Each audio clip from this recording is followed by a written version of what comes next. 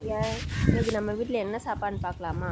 ரொம்ப ஹெல்த்தியான ஃபுட்டுங்க. இந்த சாப்பாடு யார் யாருக்கு பிடிக்குமோ லைக் பண்ணுங்கள், கமெண்ட் பண்ணுங்கள், மறக்காமல் சப்ஸ்கிரைப் பண்ணிக்கோங்க. வாங்க பார்க்கலாம். வெள்ளை சாதம், அதுக்கு தயிருங்க, அப்புறம் முட்டை அவிச்சு வச்சுட்டு, அப்புறம் பூண்டு ஊறுறாங்க. லைட்டாக பூண்டு ஊறுக வச்சுட்டு, நம்ம பச்சை மிளகாய் எடுத்துக்கிட்டேங்க. பச்சை மிளகாய் எடுத்துகிட்டு அதில் உப்பை போட்டு அப்படியே அதை எண்ணெயில் போட்டு வறுத்து எடுத்துங்க. அதை அப்படியே இதில் வச்சு சாப்பிட்டா உண்மையிலேங்க நான்வெஜ் சாப்பிட்டா கூட நமக்கு இவ்வளோ இது கிடைக்காதுங்க, இவ்வளோ ருசி கிடைக்காது.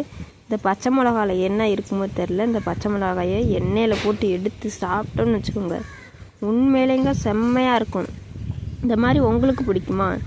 யார் யாருக்கு இந்த மாதிரிலாம் பிடிக்குமோ லைக் பண்ணுங்கள். இந்த மாதிரி உங்களுக்கும் பிடிச்சிருந்தா கமெண்ட் பண்ணுங்கள். மறக்காமல் சப்ஸ்கிரைப் பண்ணிக்கோங்க. பச்சை மிளகா பார்த்தீங்களா, பார்க்கும்போதே எச்சி ஊற்றுங்க.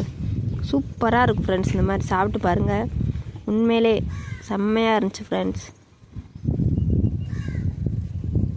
பாருங்கள், எங்கள் வீட்டுக்காருக்கு எடுத்து கொடுத்தேன், என் பையனுக்கு இதுதான்.